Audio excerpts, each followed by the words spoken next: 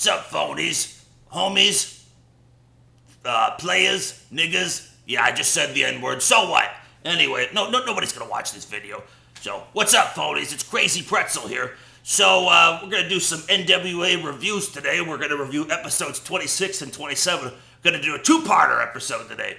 So, I know this stuff is definitely late and out of date. It's just like this, baby arugula that I found in my refrigerator. Look, notice the lovely yellow leaves and shit in there. Yeah. That's how out of date this review is. So, alright, let's jump into it. Let's see. So, episode 26 was from April 27th, 2021. By the way, it's August 23rd, 11:30 in the morning right now. Gotta see what time you did stuff, whatever, so that way, if you ever have a legacy, you can record what you did or something. I don't know. I suppose there should be more promising things I accomplished in my life than reviewing some pro wrestling, but oh well. Anywho, so the show opens up with Nick Aldis calling out Trevor Murdoch, and then Murdoch comes out and he proposes like a little ultimatum challenge to him, and then basically he proposes a little six-man tag main event, and if Trevor Murdoch's team wins, which means that Murdoch can pick two partners, and then basically if he wins, he gets a shot at Chris Adonis's NWA, whatever that championship is, the National Heavyweight Championship or whatever. Not the world title, but it's the one below that, the National Heavyweight Championship. So it's going to be Adonis and Latimer and a mystery partner versus Trevor Murdoch and two mystery partners in the main event. So with that stipulation, either Murdoch goes home for 30 days or he gets an NWA National Championship title shot. So it was an alright little opener. I gave it a 3.5 out of 5 for points. So it was an alright little opener. Wasn't like epic, amazing stuff or whatever, but it was alright. So our first match on the show was Sal Ranallo versus Kratos. Sal Ranallo, well, let's be realistic, both these guys are basically jobbers, but Kratos at least kind of looks like he could probably kick your ass versus Sal Ranallo with his goofy ass. Sal Ranallo has like goofy ass hair, like he's got like long hair, but then he's kind of like slightly bald up at the top a little bit, but then like one of his hair is like braided or something. Like what the fuck, you know what I'm saying? Look weird, dude. This was basically a squash match. Kratos had some good punches on Sal. Pretty much just kicking the crap out of him or whatever. For some reason, this random jobber, manager, promotional guy, whatever the fuck he is, Danny Deals, he comes out with a chair or something because Kratos is kicking the crap out of Sal and whatnot. So, he goes in the ring with a chair, right? He's just standing there like a goof or whatever. Doesn't even try to swing the chair, just standing there with a chair. So then Kratos just knocks the chair out of his hand and choke slams him, right? The ref sees all this or whatever.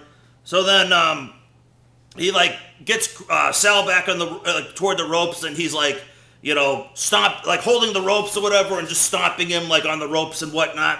So the ref counts to 5, and then the ref makes him break on it. So then he keeps doing it or whatever. So then the ref calls for the bell, right? So you figure that's a disqualification, right? No, apparently what happens is the ref ruled this match a no contest.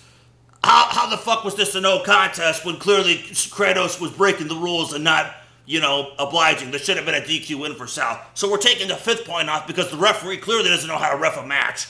So, yeah, that's how this match went.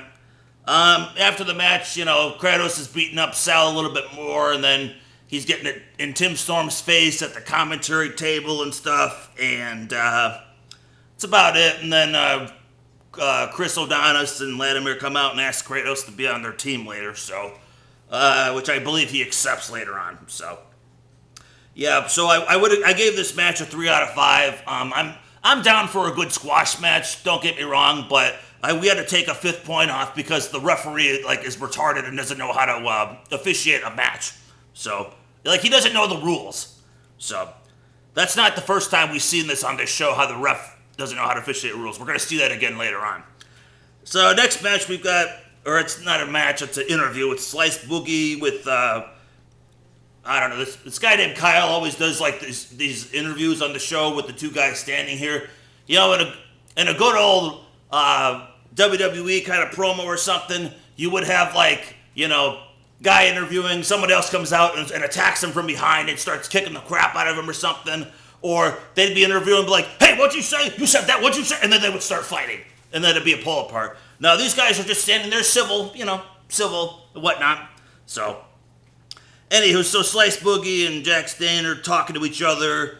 I don't even remember what they really talked about. Boogie did mention something about, like, him being 2-0 against Stain in tag matches or something, or just in matches in general, like one tag match and maybe a singles match or something. So he's got his number, so to speak, or whatever. So, yeah, it was all right. I gave it this little 4 out of 5. I thought Boogie did a decent job on being a heel and whatnot. Like I said, the name isn't like really like inspiring and like, you know, is ever going to be a world title name, you know, marquee value. In tonight's main event, Slice Boogie. You know what I'm saying? That's never going to be a world title marquee headliner name, but for what this was, for a little indie jobber kind of show, it was okay. It was all right. So next we got something that wasn't all right. It was this was Tyrus, aka Brodus Clay, versus the Pope, in the big TV title matchup that they've been promoting on this show or whatever. And then let's see, so whenever they have a TV title match, the champion has to be pinned or submitted in 6 minutes and 5 seconds, or the title doesn't change hands and basically the match is over. It's the stupidest fucking thing, like, in the world. Like you have to, like, prove that you're, like, good enough to win the title in a time frame, or you can't win. I mean, what the fuck is that? You know what I'm saying? I get, like, when you're running, like, say if you're, like, on track or something, and, like, I'm talking, like, you know, elementary school, middle school stuff. Say if you're, like, on the track team, right? You want to run to, like, you know, obviously the lower time in the big, you know, marathon race or whatever is gonna be the victor, gonna be victorious, right? So, why the fuck, how does that incorporate into this? I don't know. So, let's see. So what happened to this matchup? We hear fake boos when Austin Idol was talking on a headset, which there's no audience here again, so we're going to take some points off for that later on. This match really wasn't that good. It was mostly like Tyrus just beating up Pope and Pope trying to stick and move or whatnot because he's a bigger guy, which makes sense and whatnot, right? Well, check this out. So, this referee in this match, this is why I didn't like this match. It was this referee. He sees Austin Idol grab Pope's leg, right in front of him, and there's no repercussions whatsoever. He doesn't send him to the back. He doesn't, you know, disqualify Tyrus or whatever. He's just like, okay. I mean, it's a fucking AEW referee right here, right? Then later in the match, we've got an epic bear hug from Tyrus on Pope, you know, just crushing his bones or whatever. It was breathtaking, just crushing his bones and whatnot. Then Pope makes a comeback. He does a nice drop kick, like a missile drop kick. Then they're on the floor, and then Pope does a crossbody from the apron to the floor on Tyrus, and then Tyrus like sort of catches him, but then like forgets to fall down, but then falls down and whatnot. And then the referee sees Austin Idol again grab Pope's leg in the match and does absolutely nothing on that and whatnot. So then Tyrus does like you know, the Tongan death grip or whatever the fuck his choke move is, or whatever. So Pope passes out, and then the time limit expires, and then that's the end of the match. So we took a 5th point off for the time limit. We took another 5th point off for that, for the ref not doing anything, which was like 2 or 3 times, and the fake fans. So this match got a 1 out of 5. It was fucking garbage. So, absolute garbage. Alright, what happened next on this show? Then we've got The Summit, which is a civil debate between, there was Thunder Rosa, who had Melina represent her, and then it was Camille, who had Terrence Terrell represent her. And Terrence Terrell and Melina were kind of entertaining in this match, but basically what this promoted was me wanting to see Melina and Terrence Terrell have a feud and fight each other.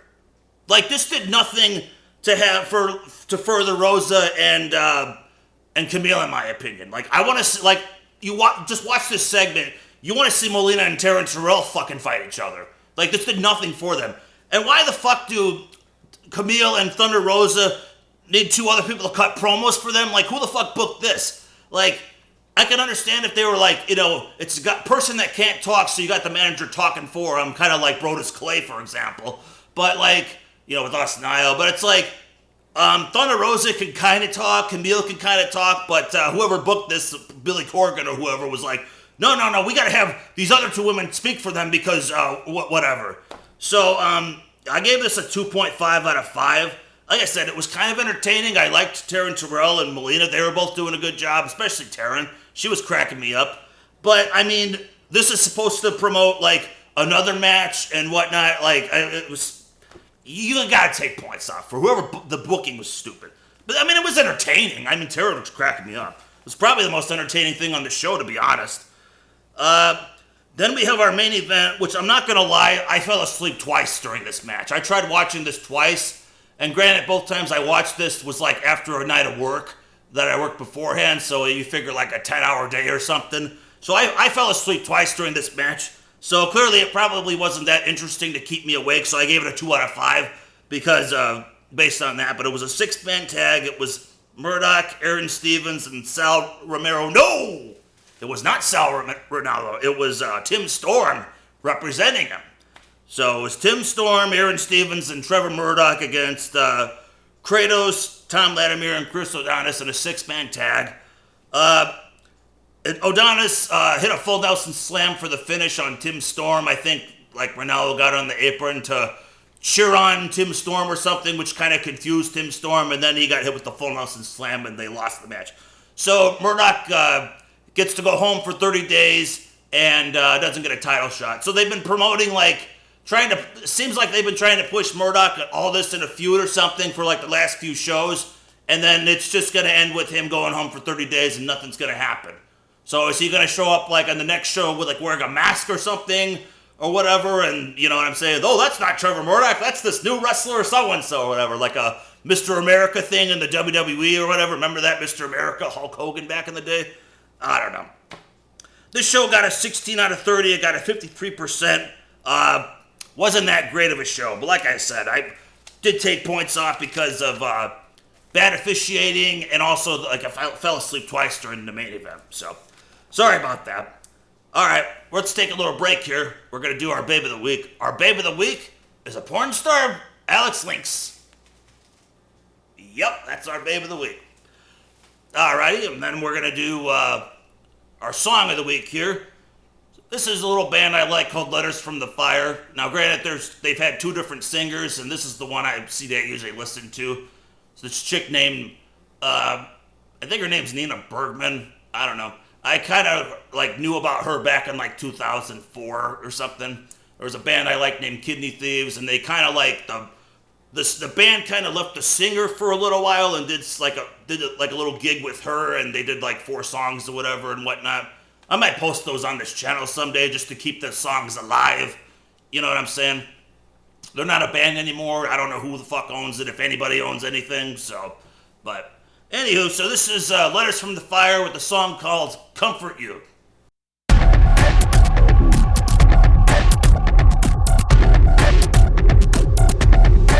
You're lost, so cursed with a desperate need. Try to find something that your eyes can't see. 'Cause you're damn it, just like me. You need love, you need love. Your life is even more messed up than mine. That's the part that makes you so goddamn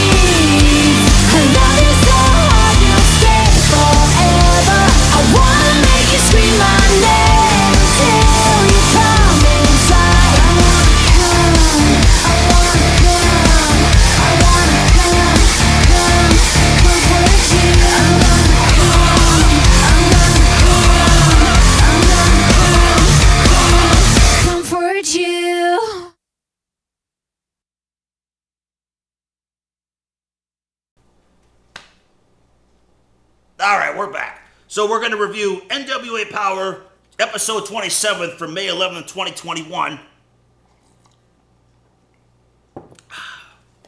Raspberry tea, baby. Good stuff. So, episode 27 from May 11th, 2021.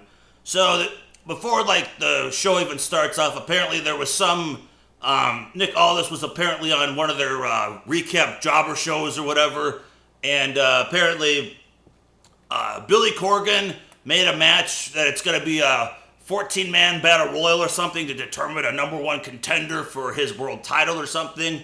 And apparently, I think his Strictly Business and a couple other guys were supposed to be in this match or whatever, I guess to balance it in his favor so he can pick his opponent or something, or maybe somebody wins so he doesn't have to defend his belt or something.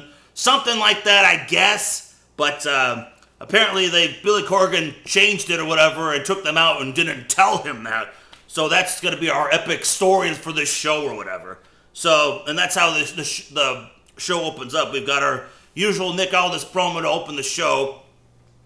And that's pretty much what he talks about and how it's crappy and whatnot and blah, blah, blah, or whatever. I would have given this a 2 out of 5, but Camille was standing there and Camille had this, awesome, kind of slutty, sexy shirt on. She has this black top and you can see her boobs down here or something. I mean, it's hard to just not look at her boobs and the top or whatever. So because of that, we're going to up this to a 3.5 out of 5. So that was our opening promo. Like I said, it was just the same old blah, blah, blah, but Camille looks good. So 3.5 out of 5, why not? Then we got our first match of this episode. It's Matt Cross, whoever the fuck that is, versus Mims. I want to say whoever the fuck that is, but I kind of know this guy because, actually I know Matt Cross too, unfortunately. But they had that handicap match or that little triple threat with Brodus Clay and they lost. Mims is an alright looking guy or whatever. He looks kind of like a wrestler. Matt Cross is the skinny little short motherfucker that, doesn't look like he should win a match at all. And guess what? He won this match. So this was a little TV title qualifying match or something. Cross had offense. Mims took over for a little bit. And then Cross I don't know. Mims whipped him into the ropes. And then, I don't know. I've seen other wrestlers do this where it's they do this little head thing into the top rope. And then, so Cross does that. Then he hits this RKO diamond cutter and pins Mims. I gave this match a 2.5 out of 5. It was alright. It was short. But it was short, which was nice. But, I mean, Mims should have fucking won this match. So. Plus, like I said, I don't get that little stupid head thing that into the ropes that they do. What is that? What's the point of that? Just flippity-floppity, flippity-flop, flip, flip, flip, flip, flop, flop, flop. Fuck. You know what I'm saying? Anyway. Alright, next we've got Brodus Clay with Austin Idol coming out with an interview with that Kyle guy, whoever that guy is. I don't know his last name. Pretty much they call out Pope. Pope comes out. Idol talks about how, he escaped with the title by the skin of his teeth or whatever because, if they had more time, Clay would have won or something. Tyrus would have won. And then he congratulates him for, having 4 out of 7 successful title defenses because if you get 7, you can get a world title shot. I like that stipulation with the TV title, don't get me wrong, but I fucking hate the 6-minute, 5-second time limit, as I just ranted about that, but still, I hate that shit. But the little 7 out of 7 wins for the world title is kind of a cool little stipulation. But anyway, so he goes to shake Pope's hand, and then Pope just leaves, and that's it or whatever. You can't blame him for not wanting to shake this 70-year-old man's hand or whatever, no disrespect to some of the old folks I take care of. There's some good people and whatnot. But some of them, though, it's you don't know where the fuck their hand has been, man. You know what I'm saying? And then they'll, offer you, a piece of candy or something. Or, something to eat. You don't know where the fuck their hands have been, man. It's I don't want to ingest something and get, stomach upset and whatnot like that. So, good for Pope. Who knows where this dirty old man's hands have been. So, props to him. I gave this a 2.5 out of 5. It was alright. Next, we've got Mae Valentine interviewing Aaron Stevens about how he feels about Vladimir and Adonis might not be competing for the tag titles because in the opening promo, basically Adonis like basically threatened Corgan that they're like gonna go on strike, or they're not gonna, they're gonna defy what he says or something because Corgan put one over him, so they're gonna put one over him. Last I heard, if you like don't, if you just like no call, no show something or don't do something, you get fired and whatnot in the real world.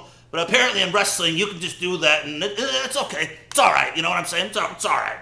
But anyway, so Valentine interviewed Aaron Stevens, and then he is doing this good guy face thing or whatever, which I have stated I don't like. He's a much better heel than being the, straight, stay in the lines, don't break any rules, don't cheat in school, don't, what else do you do? Go to bed at 7 o'clock at night, get your homework done on Friday night, stuff that he's doing or whatever. So he puts over how he wants to defend his, his match with all this, like open his eyes, and he wants to maintain his legacy and, represent the epic tag titles and do them justice, and he hopes that Kratos does the same thing too, and blah, blah, blah.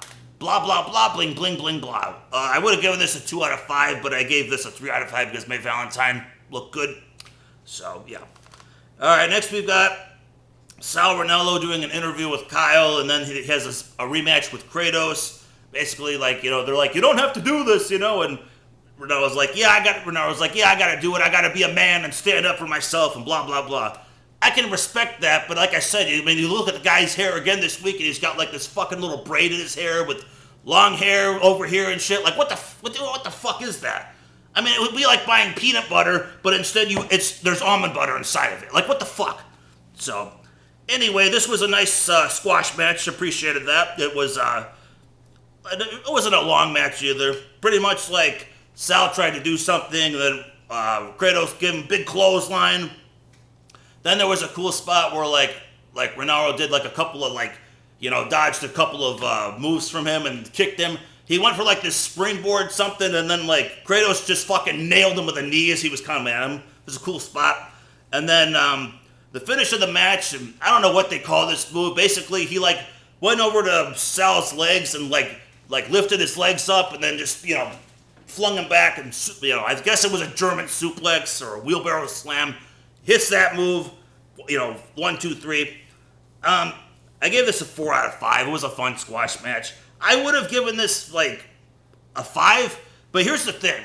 You need a heel commentator in this company, man. Because there was a spot where like after that big knee that Kratos hit, the ref's like 1, 2, and then Kratos pulled them up. You need that heel commentator to be like, oh, did you see that? He kicked out. The fight left in on him or something. And then the good guy could have been like, what do you mean or whatever? He pulled them up or whatever. He could have had a 1 right there. He just wants to punish him or something. And the bad guy could be like, no, the fight in him, he kicked out or something. Wrestling. I don't know. So, anyway, that was that match. A 4 out of 5. I enjoyed it.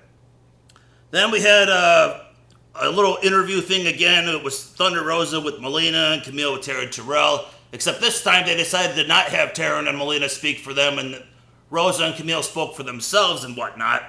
There was a spot where Camille and Taryn were yelling at the fake fans that were there, boo, boo, but you don't see any people actually there, so I took a 5th point off for, hallucinations and delusions again on this show. And then, I don't know, Thunder Rosa's going on about how Camille has things handed to you, and I have to fight from the bottom, and blah, blah, blah, and whatnot. I get it, it's a fiery promo or something, or it's like not terrible, but it's like, I don't know, it's that's what the good guys always say. Oh, you have things handed to you, I have to fight from the bottom and blah, blah, blah, blah, or something like that. Or whatever, and then Camille's like, yeah, well, you say, you're intimidating stuff, you just look at me and I'm intimidated or something. Which it kind of is, actually.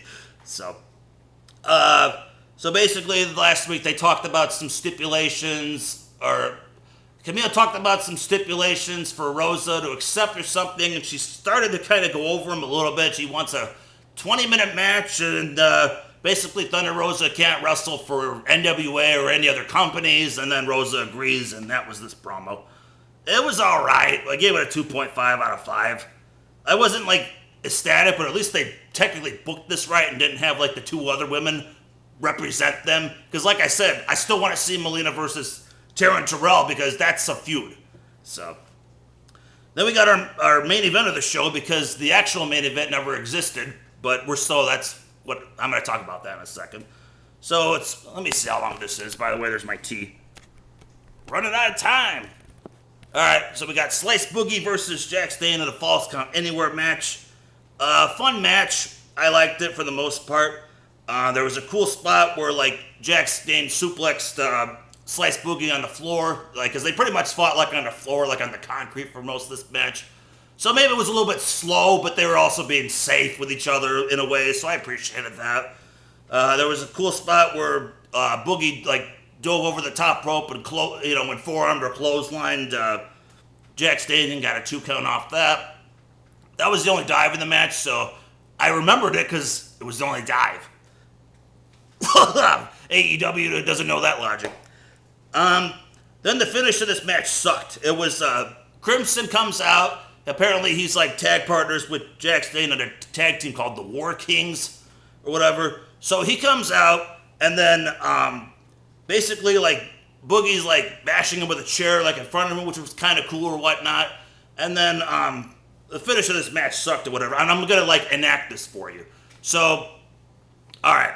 So pretty much they're in the ring. Crimson goes onto the ropes or whatever, and then like Dane goes to charge at Boogie, but then Boogie moves and then he like knocks Crimson off the floor or whatever, right?